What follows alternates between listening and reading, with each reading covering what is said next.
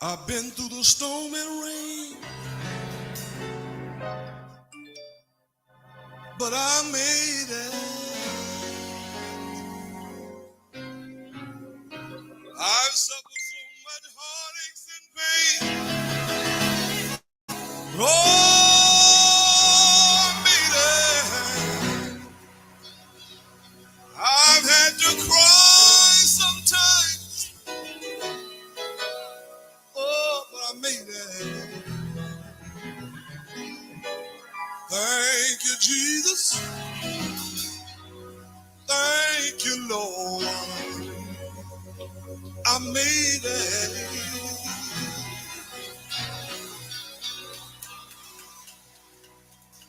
I've been through the storm and rain, but I made it. I don't know about you, but I've suffered so much heartaches and pain. Oh,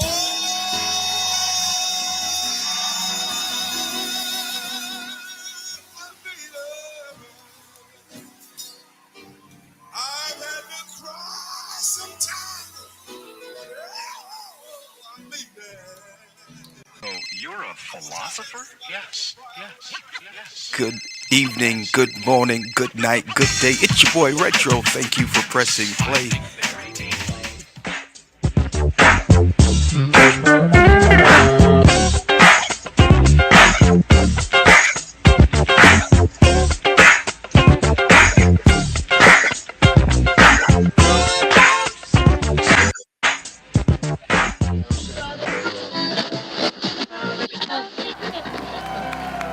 Come on, somebody lift up a shout to the Lord.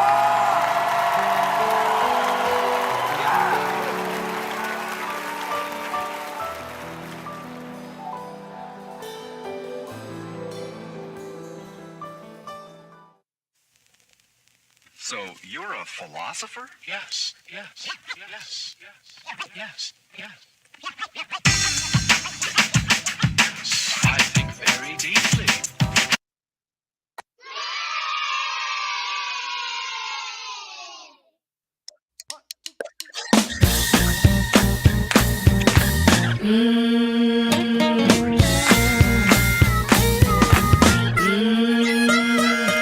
I need just a little more Jesus. I need just a little more Jesus. Sheldon, Sheldon, start up the mic then. We start up the mic them now. Sheldon, start up the mic then. We are gonna crank up the mic them now.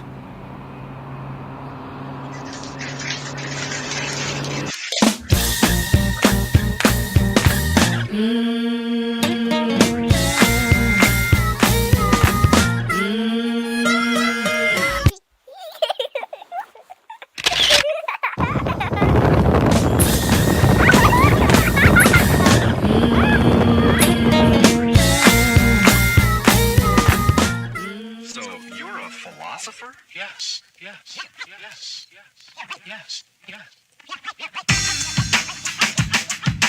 I think very deeply. Yes, yes, yes, yes. I think very deeply. I think very deeply. Yes, yes. I think very deeply. What's up, everybody? It's your boy Retro with you on today. This is the day that the Lord has made. I will rejoice and I will be glad in it. God's been good, and He's been good all of the time. You know, when you really stop and think about it, there has never, ever been a time where He's let you down. So we want to give God praise for that on today. As the old folk will say, if it had not been for the Lord who is on my side, where would I be? Once again, it's your boy Retro with you on today. I want to say thank you for pressing play and welcome. Welcome to the show. Welcome to the Retro Philosophy Show, and where we talk about a little bit of this and a little bit of that, some of everything and some of nothing. It just, it is what it is. But today, first and foremost, I want to say Happy Monday. I know there's a lot of us who ain't really fond of Mondays. You know, the weekend was long, the weekend was fun, and Monday usually means it's back to work. It usually means I gotta go back to the donut shop. You know, got to go back to time to make the donuts kind of a thing. But you know what? At least you got something to go to. Yeah, at least you got a job to go to. How about that part right there? Okay, so I want to talk to you today about how we need to be careful how we handle people. All right.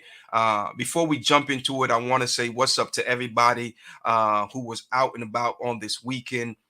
Celebrating, enjoying, joining in on the festivities and celebration as we enjoy Juneteenth. 2022 Kingdom Alignment Motorcycle Ministry. We was in the building for show. We was down in Charlotte, couple places down in Charlotte on yesterday. Excuse me, not on yesterday, but on Saturday. We strategically split up the team. And some went one direction, some went the other direction, and then we came together to join up at the final Juneteenth celebration on that Saturday. And then Sunday, we were back at it here in Statesville, over on Garfield Street, I believe it was the park over there in Garfield. Great turnout. I want to say what's up to the Westons and everybody else who had their hand in, and the making sure that the event went off without a hitch. I thoroughly enjoyed myself. Me and the wife and the rest of the team were over there. My grandbaby was out there, and all the kids. I mean to tell you, the kids were really, really enjoying themselves, and it's always good to see the kids enjoy themselves.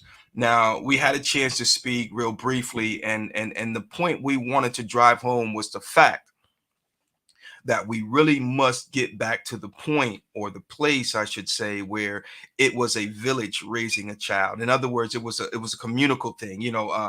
That wasn't your mama down the road, but if you got out of line, she could say something to you. You know what I mean? And yeah, depending on how deep it was, she might even put hands on you. And you can go home and tell mom if you want to. Mama gonna then put hands on you because you should have never been down there making Miss Dot have to put her hands on you in the first place. You should have been doing what you. Okay, but anyway, I do believe that it takes a village to raise a child, and it causes for a more well-rounded child. I think it also allows for that individual to have a better concept on life. Even, you understand what I'm saying? I'll save that for another show. Careful how you handle me. Okay, let's just jump right into it. I got a clip I want to play, but we'll play that here in a little bit. Careful how you handle me. Okay. Now I ain't got no problem with nobody. Ain't nobody mad but the devil. But what I'm saying is careful how you handle me. Okay. And when I say careful how you handle me, that means careful how they handle you as well. We all have to understand that we must be extremely careful how we handle people. Okay. Now, the thing is, sometimes we think we better than folk. We think that we have arrived, and that the individual that we're mishandling has nothing to offer, or they'll never rise to where I am. Therefore, I can just deal with them any kind of a way. Be very careful. There was a saying that we used to say, careful how you treat people on your way up, because those are going to be the same people that will be there on your way down. I can't get no help up in here. But ladies and gentlemen, saints and ain'ts, everybody, including Lottie Dottie, be careful how you handle your neighbor. I'm not talking about the person that lives next door to you, but careful how you handle it for many reasons. Number one, they may be down today, but that don't mean they're gonna be down always. They might be asking you for a cup of sugar today, but they might own the sugar factory next month. So careful, because you never know how you're gonna need somebody down the road. Okay. Now I get it. You living life to the fullest. You're living your best life. You ain't going back and forth with these nigglets. You know what I'm saying? And all this, that, and the other. But just be careful. Enjoy your success. Enjoy what hard work has gotten you. Okay. But we owe it to our brother man, our sister man. Come on, somebody. We owe it to them to deal with them kindly. Furthermore, somebody was kind to you. Let me put it this way. There were people who mishandled me on so many different levels and on so many different occasions, but there were also those that handled me right. And when I say handled me right, I was down and out, but guess what? They didn't kick me. I was down and out, but guess what? They gave me the time of day. Sometimes that's what it takes, folks. It takes us taking time out of our day to spread love, to spread knowledge, to share experience, to share a nugget. I got a phone call just a while ago from someone, and they were experiencing something. They were going through something, and and they knew which way I was going to approach it. You know, um, and and I did too, but I had to tone it down a little bit and understand that when you're going through something, there are some things that you don't want to hear. I'm just saying, you shouldn't have done it. I know that now. I'm not calling you to tell me I shouldn't have done it. I'm calling because I need to vent. I'm calling because I need some wisdom. I'm calling because I need reassurance. I'm calling because I just need to feel some love, because right now I'm feeling some kind of a way. Okay. And so we've got to keep these things in mind. Just because you right, Paul said it this way. He said, everything that's lawful is an expedient. What that means is they shouldn't have done it. They were wrong for doing it. But right now, is that really the approach we need to take? Sometimes what we need to do is we need to tend to the wounds, and then we'll reestablish the borders, the barriers, the boundaries. You understand what I'm saying? We get hurt a lot of times because we cross boundaries, we don't have borders, so on and so forth. But when they come to you hurting and bleeding and all this, that, and the other, maybe not physically, but then yet and still maybe physically, that's not the time to beat them over the head about what borders they crossed, what barriers they disregarded, so on and so forth. Tend to the wound, and then later on we'll reestablish those boundaries, those you understand what I'm saying? So everything that's lawful isn't expedient. Be careful how you handle people, because again, you never know how you may need them down the road. Let's look at it like this. There are some things that we have, even in terms of success, that are contingent on how we deal with people. See, you up today and they may be down, and you floss, and but how you treat them and how you handle them may be indicative of the longevity of what you have. God is the silent listener. Y'all hear me good. He is the silent listener in every conversation. The Bible even tells us that we will have to give an account for every idle word. What's an idle word? In my opinion, an idle word is a word or words used for any other purpose than edification. An idle word are words that could have gone without. And so if we're out here just spewing words out of our mouth, just to spew words out of our mouth, that's an idle word. That's time, you could have used doing something positive. We were down in Charlotte on Saturday, okay, and we were being interviewed by the news channel. They were interviewing us as we were getting ready to do the parade for the Juneteenth, okay. And the interviewer, the guy who's interviewing us, he begins to say, "Why is this protest important to you?" Okay, now he was not addressing me directly, okay, and the individual who he was addressing directly had the floor. Okay, so I had to hold my space, right? I couldn't just blurt out into, yeah. So I'm sitting there, I'm like, ooh, I'm cringing, because number one, it's not a protest. Okay, it was a march, it was a parade, right? Let's get that clear. It's not a protest. And so maybe he just tripped over his words or whatever, right? Okay, so we are a few minutes into the interview, and he says it again. He kept saying protest. He probably said about 4 or 5 times, right? And so the individual who he was speaking to directly corrected him maybe once, but so anyway, when the interview was done and the camera was off, I said, "Excuse me, sir, can I ask you a question now? Why is it that you feel you have to refer to this as a protest when clearly it's not a protest?" Okay. Now I began to explain to him a protest is a response to something negative that has happened in the community or whatever. Okay. You're protesting because of such and such. A march, a parade is something different. It's a celebration for what? For something positive. Okay. And so idle words do not celebrate that which is positive. They just take up time and space. It's not a protest, it's a march, celebration. Okay. And so, what am I trying to say? What I'm saying is take your words and use them to celebrate and not tear down. If you're not using your words to celebrate and to build up and to edify someone, then they, ladies and gentlemen, are idle words. And you will have to give an account. So if you are approaching me with idle words, if you are approaching me only for the sake of tearing me down, guess what? You're going to have to give an account for that.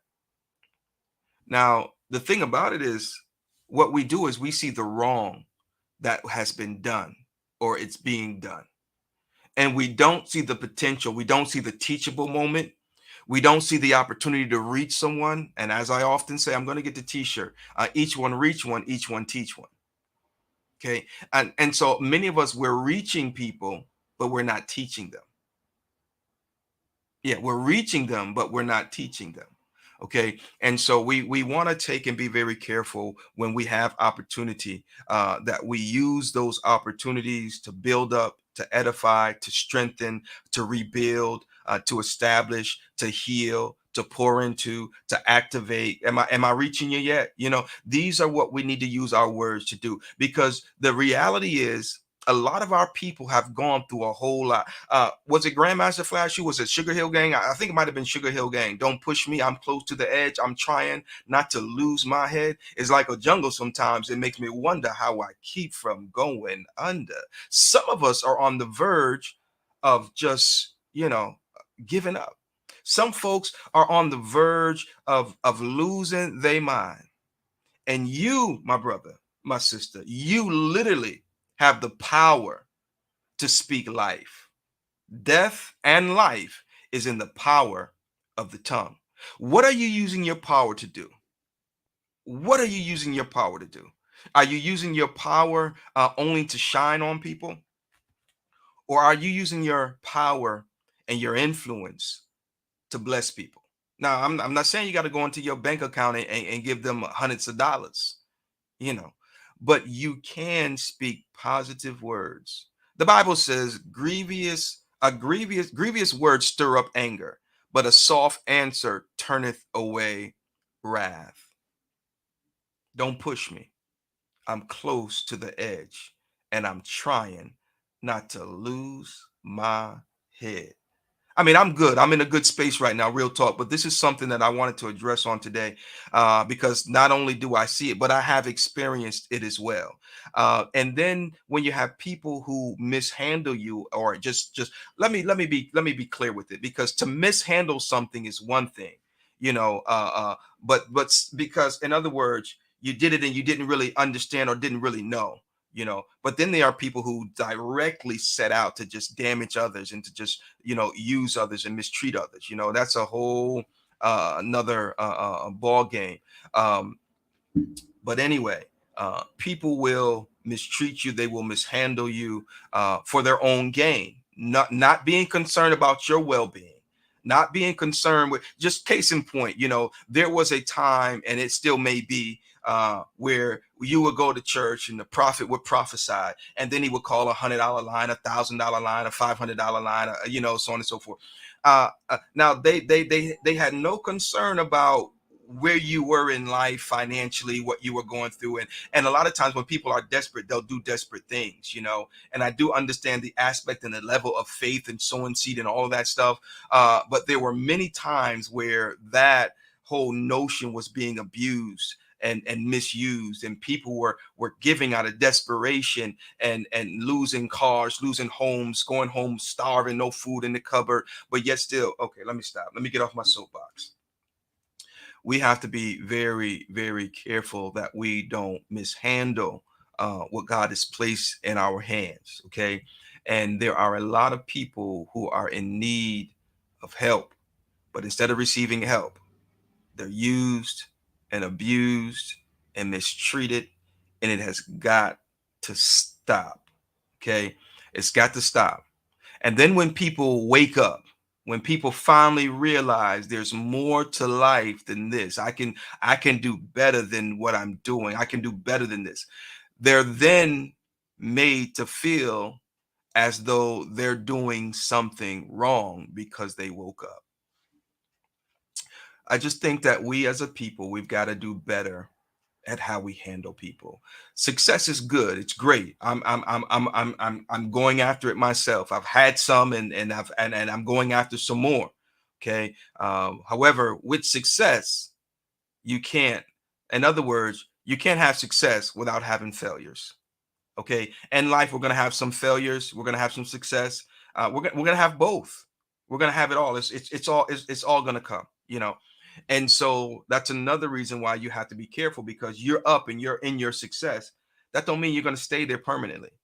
You know, like I said, I've had some ups and I've had some downs, real talk, you know, and there's no greater feeling than to have achieved success, fallen, got back up, but remain true to those you love and those you come in contact with. In other words, my treatment to you is not based on what I have.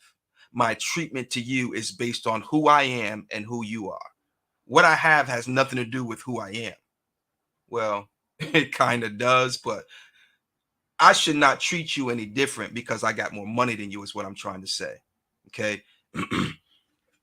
And so we want to be very careful.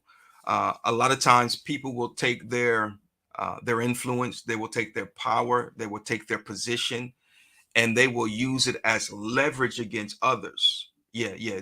They get you in a place where you almost have no choice. It's almost like predatory lending and stuff like that. We do that to people emotionally. We do that to them, mentally, and it's not a good look, folks. It's not a good look. The Bible says, "By this shall all men know that you are my disciples, because you have love one to another." Not because you are more, had more money than anybody. Not because you drove a bigger car and had a better home, and none of those things are indicative of you being a follower of Christ, or even Christ being in your life. None of those things have it. No. But it's that love, folks. It's that love. All right. So have you ever, I don't know if you guys have ever seen it, but they had a show out some time ago called The Undercover Boss, and I loved it. I loved that show. I don't remember what channel it aired on, but the reason why I loved it was because you had people who were working a regular 9 to 5 in most cases, and the owner of the company, excuse me, the owner of the company would be disguised, and he would come to work for his own company, right? And the boss or whoever was there, you didn't know it. In some cases, they treated him like he was a second class citizen. They treated him ill and everything. And then there were other shows and where they treated them so kindly. And the part that I like is at the end of the show. As you get to the end of the show, of course, they reveal that this was the boss, the CEO, and then the person will be rewarded or not, based on how they dealt with them. But it's always interesting how people treat you when they think you ain't nobody. It's always interesting how people treat you when they think you can't do nothing for them.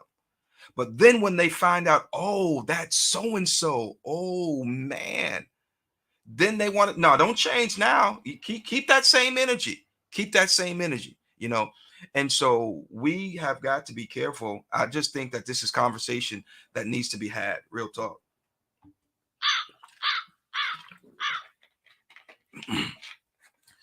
Because if we're not careful, we will set the example for the babies. And the babies will see, they learn stuff that they're not taught. Y'all ain't heard me. I said they learn stuff that they're not taught. You didn't teach them to be arrogant and stuck up and conceited to this. You didn't teach them that, but they learned it from you. And guess what? You still have to give an account. But I didn't teach them that. You modeled it. You displayed it. And therefore, you are still going to be held accountable. And so we've got to be careful what we are passing on to the babies, to these young folk. I'm not talking about these young teenagers that's already, I'm talking about these little ones that are so precious and so innocent. We've got to be careful what we're teaching them and what we're displaying in front of them. I'm gonna get off my soapbox now. I think I've said enough. Excuse me. It's been last week was a long week for us. We were so much so much going on. And so today, I think I'm going to get a little bit of rest. We've got an interview planned for you guys on tonight at 8 o'clock. So I want you to make sure you mark your calendar and join us on tonight. We're going to be talking about a few things. I'm going to leave it at that. And it's been a while since we've done some interviews. So I want you to join us on tonight for this interview. And I'm going to leave you with a little bit of footage from the Juneteenth on yesterday here in Statesville, North Carolina. Okay, it's your boy Retro, man. I want to thank you for pressing play and being a part of the Retro Philosophy Show. Let's see here. Let's get this set up for you. All right, we'll talk to you guys later. Remember, join us tonight at 8 o'clock for the live interview. All right. Ooh, yeah. Well, oh yeah. Here we go, y'all. Sing a little message out to those of y'all who feel like you're struggling. Yeah. It's a simple song. Yeah.